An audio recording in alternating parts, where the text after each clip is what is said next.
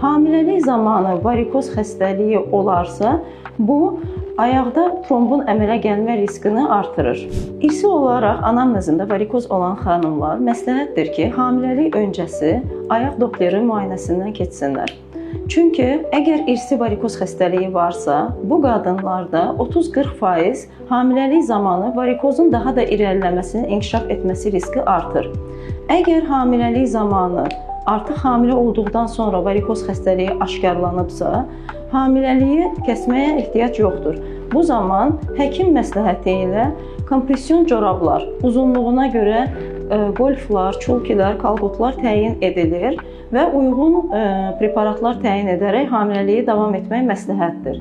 Lakin əgər öncədən bilinir ki, həmin xanımda varikoz xəstəliyi var, o zaman ilk növbədə varikoz xəstəliyindən azad olmaq, daha sonra hamiləliyi planlaşdırmaq məsləhətdir. Əgər varikoza görə əməliyyat keçirilibsə, bu zaman əməliyyatdan 3, 4, 6 ay sonra varikoz genişlənmənin ağırlıq dərəcəsini nəzərə alaraq hamiləlik planlaşdırmaq olar.